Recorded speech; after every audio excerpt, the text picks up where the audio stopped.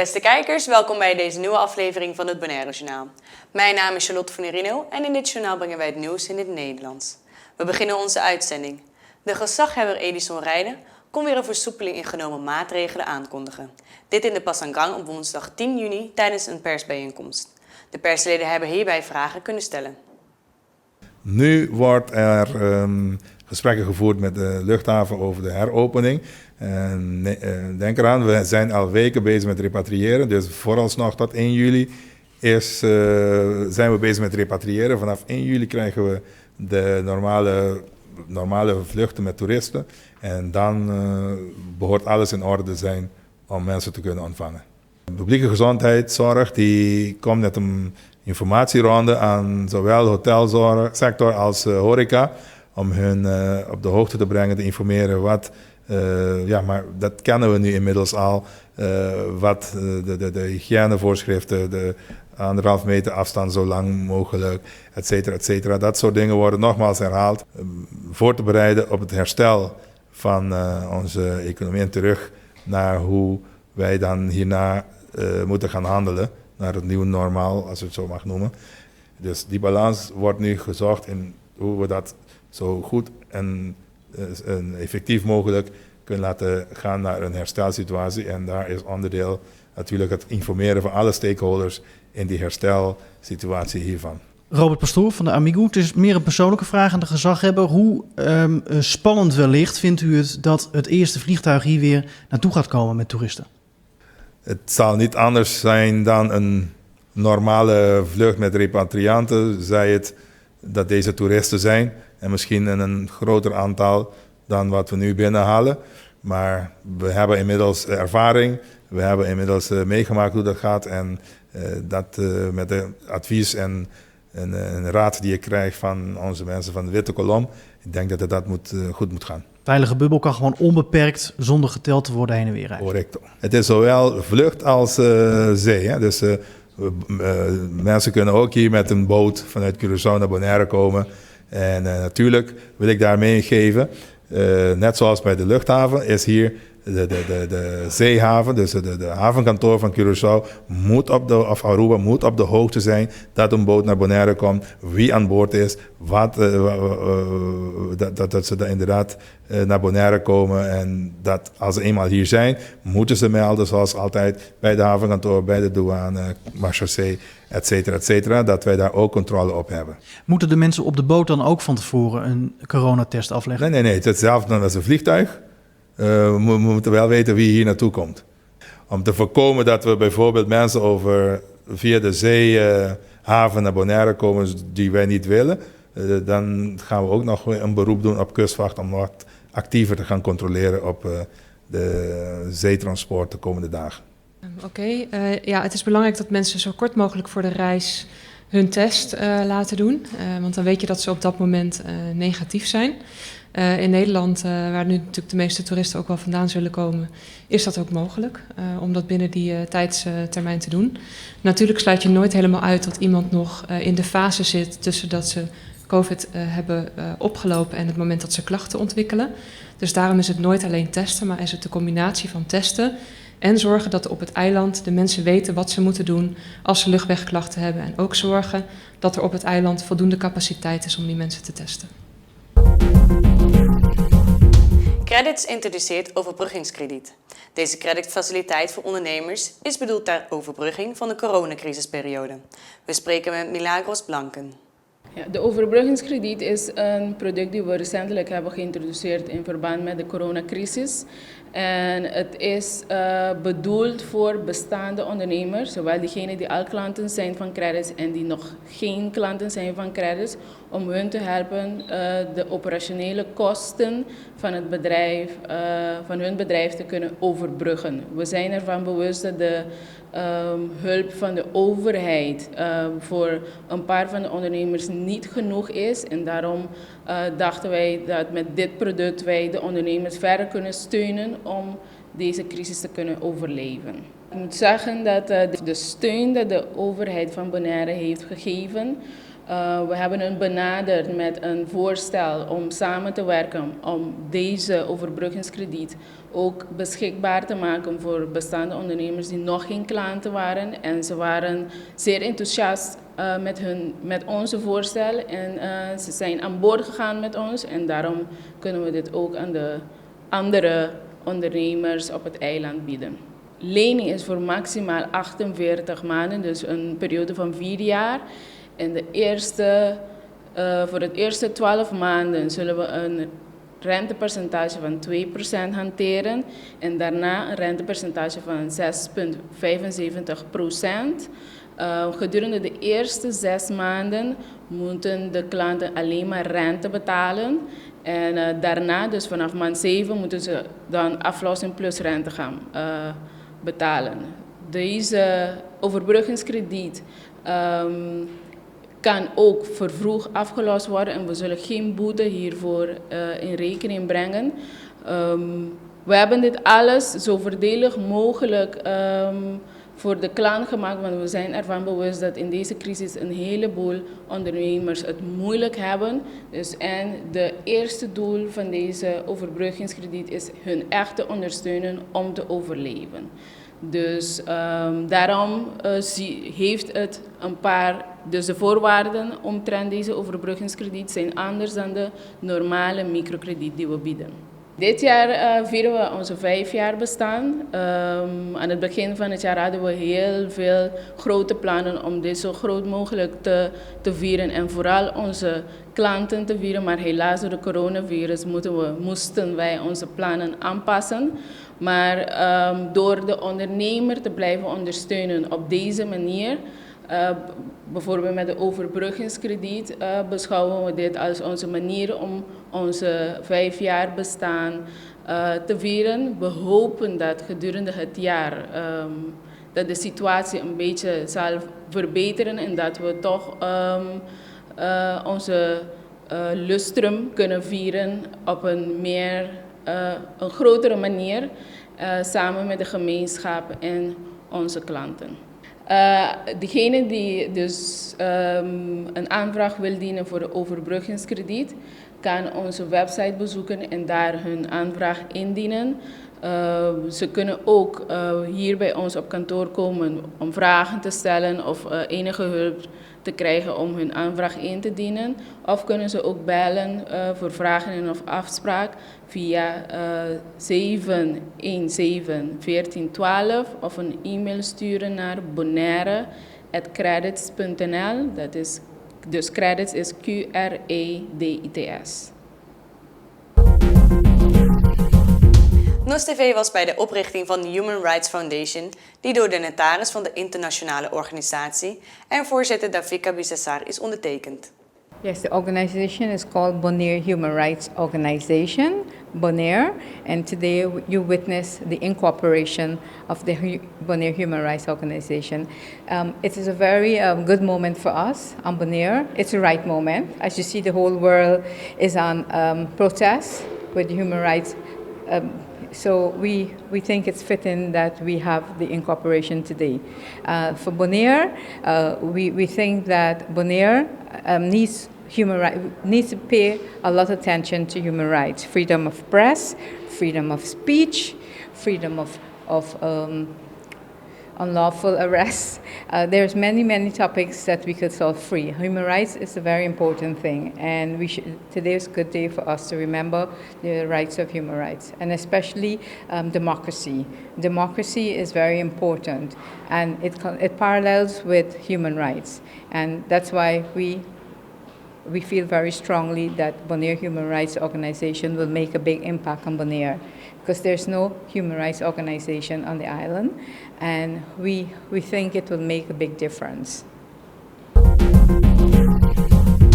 We spreken met de directeur van SGB, Frans van Efferink, over de resultaten van de eindexamen en de invloed dat er geen centrale examen was. Ik heb wel van bepaalde leerlingen gehoord, en dat kan ik me best voorstellen, dat ze zeiden: het is toch jammer dat het centraal examen er niet was. Omdat je vergelijkt jezelf altijd met de jaren daarvoor. Er zijn eigenlijk 2 dingen gebeurd. Er is thuisonderwijs geweest. Leerlingen mochten niet op school komen. En daarnaast is dus dat centraal examen dit jaar niet doorgegaan. Dan heb je natuurlijk altijd de vraag van, ja, is dat nou net zo op het niveau als de andere jaren? Ik zeg daar steeds het volgende op. De SGB heeft de afgelopen jaren gescoord in een percentage van 0,5, een half punt tussen het centraal examen en het schoolonderzoek. Docenten zijn dus gewend hun schoolonderzoeken te maken op het niveau van het centraal examen. We hebben zoveel mogelijk met Microsoft Teams gewerkt, waardoor alle docenten eigenlijk hetzelfde deden. En we zagen gewoon dat kinderen in het begin wat minder, maar dat naarmate de tijd vorderde, vooral op Liceo, er bijna een volledige klassen aan het inloggen waren. En op Liceo werden bijvoorbeeld 2 lessen gegeven per dag. Op het VMBO werden meer lessen gegeven per dag. En wat ik het leuke vind, is dat we ontdekt hebben eigenlijk dat dit ook kan. Ik zeg niet dat het ideaal is. De vraag is, en we gaan ook nog een enquête uitzetten, ook onder de leerlingen, hoe leerlingen dat ervaren hebben. We hebben straks bijvoorbeeld een uitreiking van weer 400 laptops voor de SGB. Die worden in dit geval door OCW betaald. Dat is ook een uitvloeisel van de coronaproblematiek. We hebben op een bepaald moment gezegd, iedereen die geen laptop thuis heeft, dus die niet in staat is om met digitale middelen verbinding te maken met de school, die krijgt van ons een laptop. En dat hebben we dus ook gedaan. Wij gaan nu naar de reclame en zijn zo bij u terug.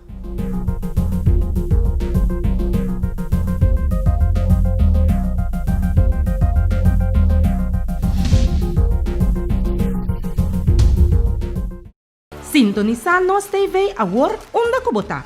Download nos app, sea por the App Store of Play Store y disfrutar de nos programación y transmisión vivo completamente gratis. Haya notificación de boletín especial y queda al tanto de todo lo que te pasa. Paso escuta de nos, conta con nos. El canal netamente boneriano. Nos TV.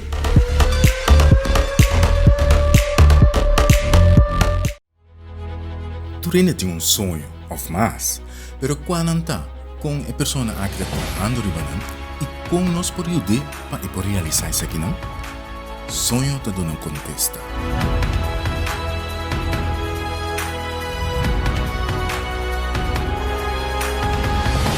Sonho, já são 6 horas da tarde e repetição já viene depois de wega de número.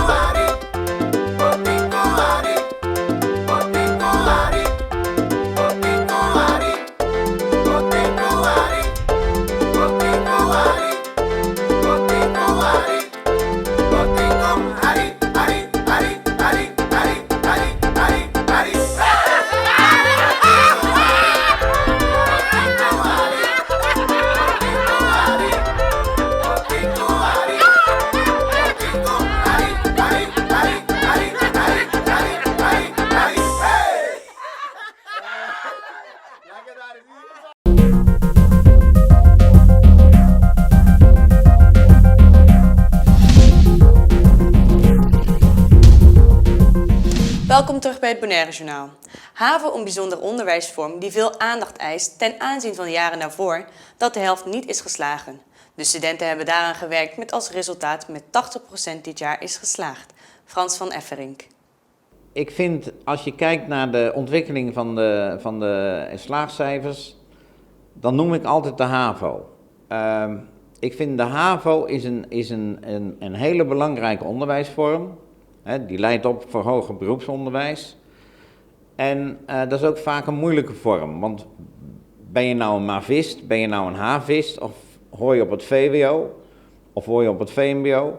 Dat zijn altijd moeilijke keuzes. En je ziet ook vaak dat leerlingen die in de HAVO zitten, dat die niet zo'n goed beroepsbeeld in eerste instantie hebben. En ik geloof heel erg in de kracht van motivatie.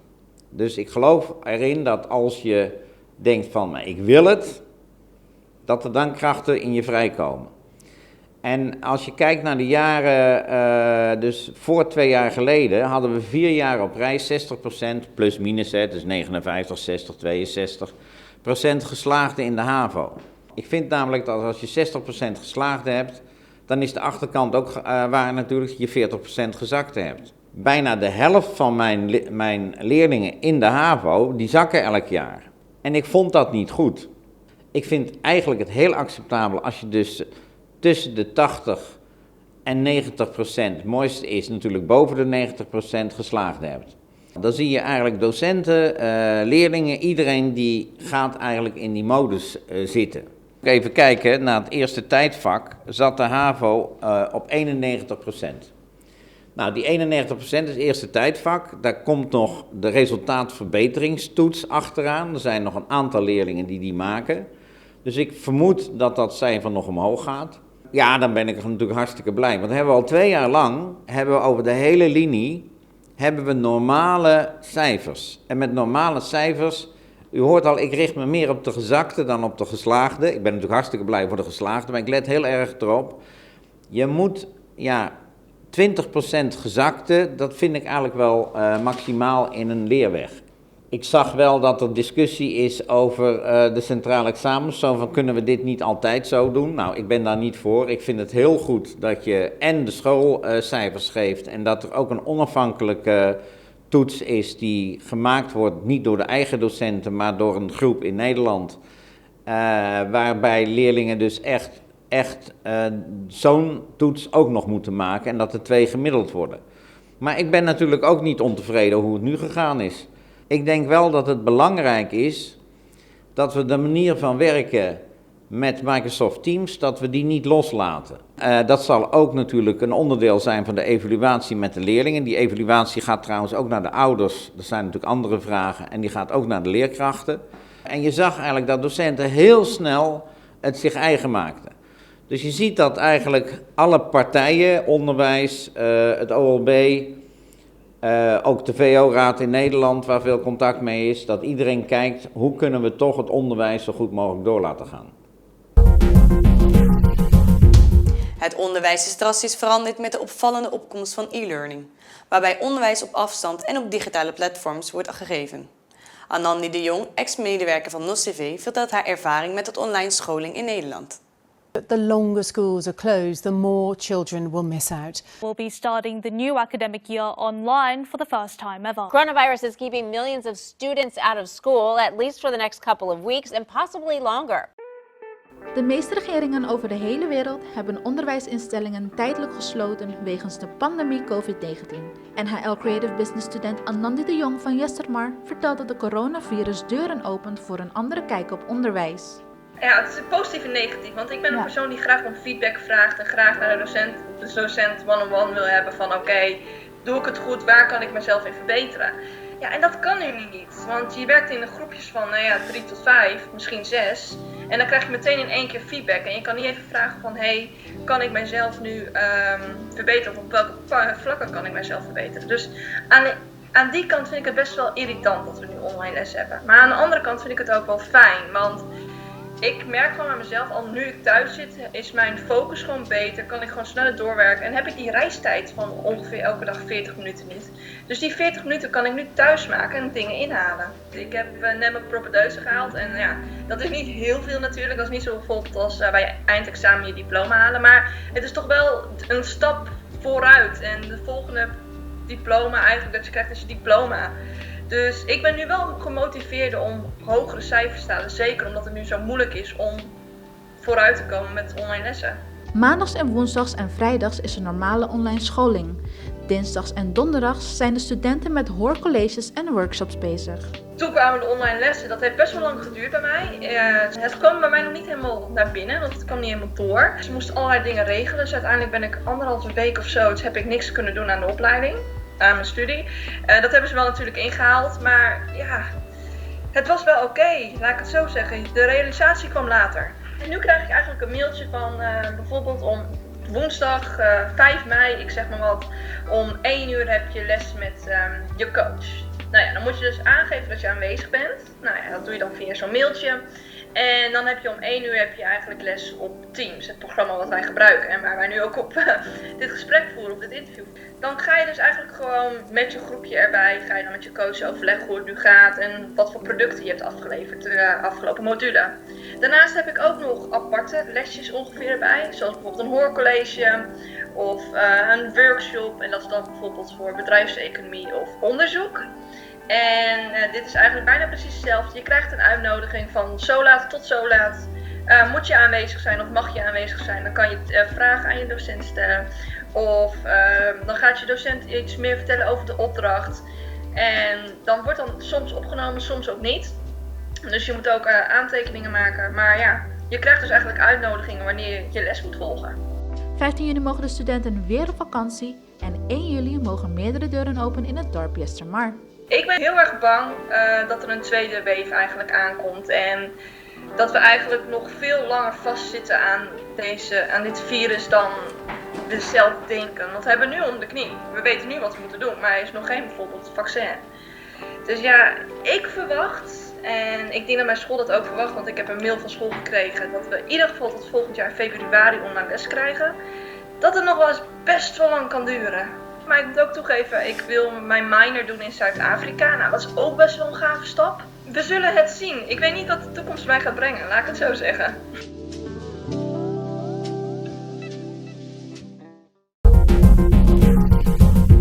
Voor 2020 bereidt Wereld Oceans Day de wereldwijde beweging uit om wereldleiders op te roepen om tegen 2030 onze blauwe planeet te beschermen. We spreken met Kai Schut van Sea Turtle Conservation en gedeputeerde Elvis Sinachou over een onderwaterschoonmaakdag van afgelopen weekend. Wij zijn hier vandaag met Sea Turtle Conservation Bonaire om een clean-up duik te doen, een fishing line clean-up duik. Er ligt heel erg veel vislijn bij de Zuidpier, bij de Noordpier en onze vrijwilligers zijn momenteel bezig om die vislijn te verzamelen. En daarmee beschermen we de zeeschildpadden. Dus we voorkomen dat zij vast komen te zitten in de vislijn die in het water ligt. En dat is onderdeel van World Ocean Day en als onderdeel daarvan zijn wij vandaag bezig met deze clean-up. We verwachten er tussen de 30 en de 40 vandaag. Dus een mooie grote groep mensen die allemaal gaan schoonmaken. Die mensen hebben hun eigen tijd, dus ze komen in kleine groepjes en ze gaan dan meteen het water in, zodat we allemaal rekening kunnen houden met social distancing. Nou, er zijn nu al ongeveer 15 mensen het water in, dus we verwachten de eerste mensen zo meteen weer terug met volle zakken met vislijn en haakjes. Zo dragen ze bij aan het schoonhouden van het rif. Maandag is het inderdaad World Ocean Day. Wij zullen die dag bij Lac Bai onderzoek doen naar zeeschildpadden. We gaan daar zogenaamde net capture surveys uitvoeren. Waarbij we gaan kijken of de schildpadden die daar leven, dat zijn voornamelijk groene zeeschildpadden, of die gezond zijn en hoe snel zij groeien. Dus we zullen daar de schildpadden vangen, wegen en meten en ook voorzien van een tag. Dus dat wordt onze activiteit op World Ocean Day.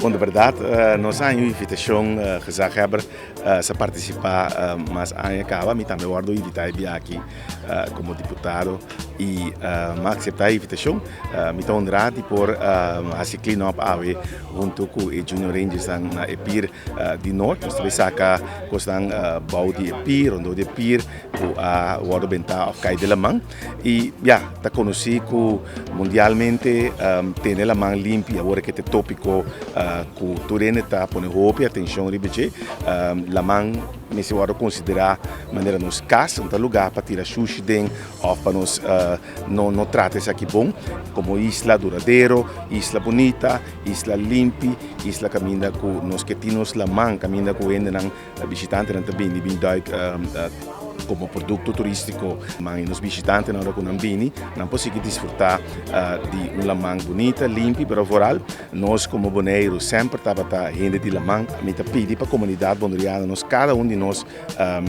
dona nos granito para nós ter nos lamang junto, nós está parando na boulevard aqui no momento que bota correr de auto, não benta botre a bau, não benta cup a bau, para tudo isso aí não da lora cai de lamang, está suja nos lamang e tenta contribuir a trobe para que nos cas que nos lamang de maneira limpa, que nos tour conseguir desfrutar de uma maneira duradeira. Vrijdag 5 juni was het Wereldmilieudag waarbij de overheden en bevolking stilstaat bij ons milieu. Op deze dag lanceerde Dutch Caribbean Nature Alliance het platform met als onderwerp rapporteer uw waarnemingen van de spectaculaire natuur van het Nederlands-Caribisch eilanden. Dit is een platform wat eigenlijk al meerdere jaren bestaat. Er zijn ook apps van en hier kunnen bewoners, maar ook toeristen en biologen, iedereen kan er eigenlijk gebruik van maken. Die kunnen hier hun waarnemingen rapporteren. Dus zowel waarnemingen van land als van zee, dus de soorten die op land en op zee kunnen gezien worden, die kunnen hierin worden opgeslagen. En dat is voor ons ontzettend belangrijk, doordat wij dan meer kunnen leren ook over de natuur hier, over bijzondere soorten die worden waargenomen. En het is ontzettend waardevol als mensen ons daarbij kunnen helpen. Nou, u kunt dus echt elke soort rapporteren. Dat is het mooie aan deze platform. Dus het gaat over planten, maar het kunnen ook dieren op zee zijn. Dus walvissen, dolfijnen. Als je een schildpad heeft gezien, kunt u die rapporteren. Dus het kan echt voor alle soorten gebruikt worden. Je kunt wel over de soort rapporteren, bijvoorbeeld of het dier gewond is. Dat soort observaties kunt u wel. We willen graag sowieso meer communicatie en outreach over de natuur. Dat de mensen zien van wat hebben we allemaal op onze eilanden. We willen graag dat mensen ons helpen ook meer te leren. Want als alles wordt opgeslagen in een database, dan kunnen wij later hierin terugkijken van oké, waar zijn bepaalde soorten gezien, waar zitten de kwetsbare soorten, hoe kunnen we die het beste beschermen. Dus het is voornamelijk om dus communicatie en outreach te stimuleren, maar ook voor ons om meer te leren en dus de biodiversiteit op onze eilanden beter te kunnen beschermen. Dutch Caribbean, onze eilanden is een hotspot voor biodiversiteit. We hebben heel veel unieke soorten die niet op andere plekken voorkomen, zowel als op land als op zee. Er zijn momenteel, als ik correct ben, meer dan 8000 soorten gerapporteerd voor onze eilanden. Dit is eigenlijk een oproep naar alle eilanden om ons daarbij te helpen. Want wij zijn inderdaad een regionaal netwerk dat met alle 6 eilanden van de Nederlandse Cariben samenwerken. Dus met Aruba, Bonaire, Curaçao, Saba, Sint Maarten en Sint Eustatius. Dus mensen kunnen of naar de website toe gaan, dutchcaribbean.observation.org. En daar kunt u dus invoeren wat u gezien heeft. U kunt ook gebruik maken van de apps. Er zijn apps zowel voor Android als voor Apple. Die kunt u gewoon downloaden, is allemaal gratis en dan kunt u het ook op uw telefoon invoeren. En het mooie waar ze nu mee bezig zijn, is ook om een automatische soortherkenning te ontwikkelen. En wat dus heel waardevol is wanneer u uw foto's daarin uploadt, dat we dat daarvoor kunnen gebruiken. Dus we gaan er naartoe, het is er nog niet, maar als u straks dus een foto maakt van een soort, dan krijgt u een paar opties te zien van welke soort het mogelijk zou kunnen zijn. En dan maakt het dus dan nog makkelijker voor u om er meer over te leren en voor ons om rapportages te krijgen. Het is nu in 40 talen beschikbaar. Dus het is in Engels, in Spaans, in Nederlands. We zijn ook bezig om het naar Papiaments te vertalen. Maar dat is nog in ontwikkeling, maar dat gaat er dus ook uiteindelijk aankomen. Ik nodig u van harte uit om lekker naar buiten toe te gaan. Neem uw telefoon mee of ga later achter uw computer en rapporteer alle mooie soorten die wij hier op onze eilanden hebben. Dank u wel. U keek naar het Bonaire Journaal van deze week. Mijn naam is Charlotte van Nerino. Ik wens u nog een hele fijne avond en tot de volgende keer.